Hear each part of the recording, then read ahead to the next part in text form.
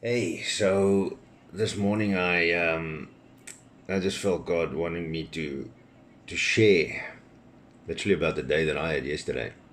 Not really about the day, but more like the experience. So I had a day like any other day, normal. It was good. It was a great day.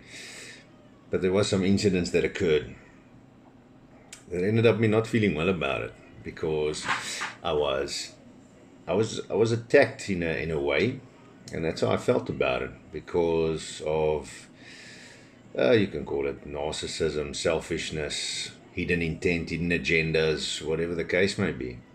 And it made me realize as well that as I was thinking over this, that a lot of people struggle with that. And you don't know where it is, you don't know where it's coming from. Sometimes you do exactly know where it's coming from, but you don't understand the why. I'm in that space. I don't understand the why.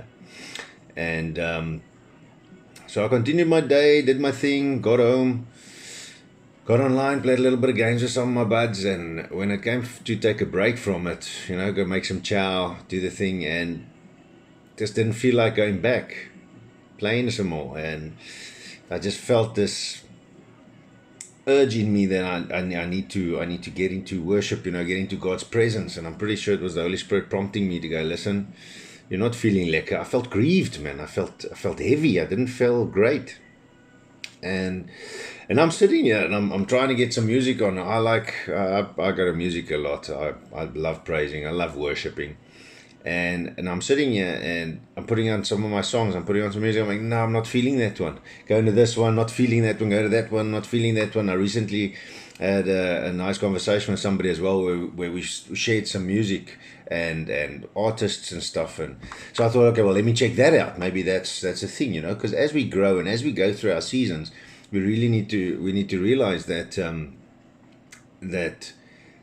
our music and the things we do and that stuff needs to change as well, because you can't, as I said recently, is that you can't do the same thing and expect a different result. So if you want to grow and if you want change, if you want to get out of a place, some things need to change, and that includes some of the music that we listen to. Even if you're already listening to worship music, there's seasonal kind of music. There's music that is for grieving processes. There's music for super praise, as I like to call it. There's music for intimate worship, soaking sessions, as I've learned to actually call it. We just sit in God's presence, and He just comes through. And I didn't prepare much around it, but there's definitely a little bit of scriptures that comes along with all this. So as I was sitting here, because Paul writes to the Corinthians in 2 Corinthians 5, he says, for we who are in this tent, we groan and we're being burdened. We do get burdened.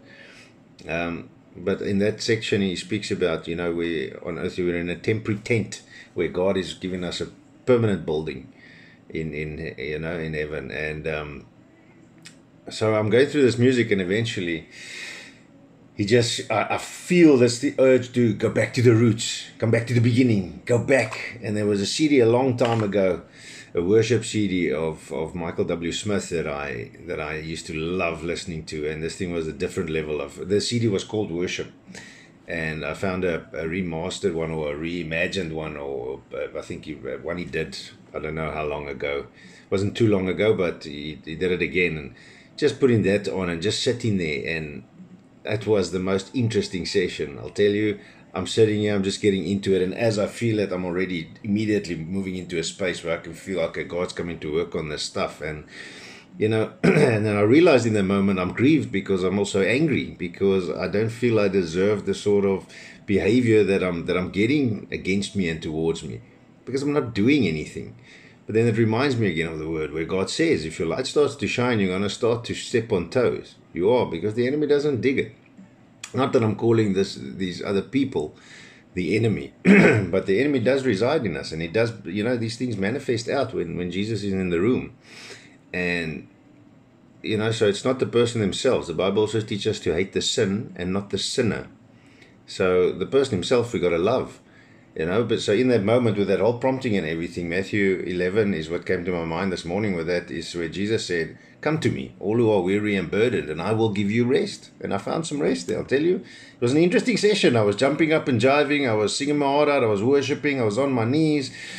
I was weeping. I was laughing. It was And now actually that I'm sitting here sharing it with you, I'm realizing it was actually, I was fighting a bit of a battle there. There was definitely a battle because I felt, and you feel when it's over, you feel when it breaks. And you got to push. I want to encourage you. You got to push when this sort of stuff comes around. Especially, and that's why I always urge you to get into prayer, get into worship, get into God's word, because all the answers are there. And even the times when you don't feel like it is the times where you actually need to do it the most. That's the hardest part there. And Jesus says also in Matthew 11, he says, take my yoke upon you and you will find rest for your souls. For my yoke is easy and my burden is light. Psalms 55 also says, cast your burdens on the Lord. Sorry, I'm just going through this again this morning, just realizing how amazing God is. But Psalm 55 says, cast your burdens on the Lord in verse 22. And he shall sustain you. He shall never permit the righteous to be moved. So he won't allow your righteousness to be taken away. He will sustain you. He will keep you going. He'll get you. He'll give you the energy and the strength to do what you need to do. But you got to fight it the right way, my friend. Even during the session yesterday, there's so many times I just wanted to jump up and say my say. And the whole time God just kept me quiet. He's like, dude, just chill. Don't worry about it. I keep on wondering, why am I feeling this way as well, again, coming in, but I don't deserve this sort of stuff. I'm just doing me. And I realize, if you stick out, people are going to try. Some people, they don't even know what they're trying. There's many a times in the Bible where Jesus said, Lord, forgive them, for they don't know what they're doing. And often I realize, I'm not the one to judge that, but you can see that sort of behavior around you if you really just, you can see it. There's no, because if I understood it, I would have known what it was about. Then it was something I would have been able to probably sort out. So that's why God said, just chill. You do you and you let me do me. And as I'm sitting there in anger and I'm going, but Lord, then this morning I accidentally stumbled onto 2 Corinthians 2. So just a few chapters before, Paul says about, we being burdened.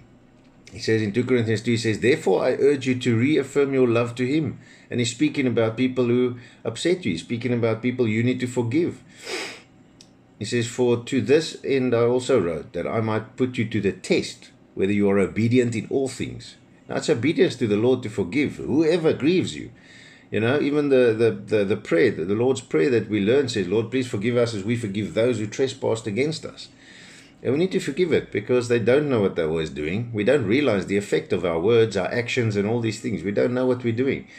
And then, in the moment also, I realized, coming back to 2 Thessalonians 5 verse 17, pray without ceasing. We always need to pray, and it's the best place. That's why I fought my battle. That's why I got into it, and I fought my heart out in my battle there. I didn't realize it. I was just in God's presence, and I thought I was just worshiping and praising and praying to him. And now sharing it with you, and last night pondering about it a little bit, I realized that I was fighting a battle over there. I was getting to the Lord and into his presence. And then I just want to leave you where Jesus gave us the commandment. When the scribes came to him and they asked him to test him, what is the most important commandment then? You, son of man. And he said it's very simple. He said, you will love the Lord your God with all your heart, all your soul, all your mind, and all your strength. He says that's the first commandment. And he said the second one that is like this one. So meaning they're both the first commandment, they're equally important, they're equally leveled, is you shall love your neighbor as yourself. And in all this, if you love your neighbor as yourself, I don't know, for me it speaks for itself, because it means I want the best for me. I want to be nice. I want to be happy. I want to be joyful. I want to be lekker. And if you're rude to somebody, that's not being joyful and lekker, and that's also not being loving. So you gotta move on. Look, I'm not saying let people walk over you and all that. You got to stand your ground as well, but don't fight in the wrong ways. Don't fight fire with fire. Fight with the Lord. Fight in a wise way. I don't know. Just want to share that this morning and say, push, go to the Lord, get into worship, get into prayer. Just sit there, even if you just set music on and listen.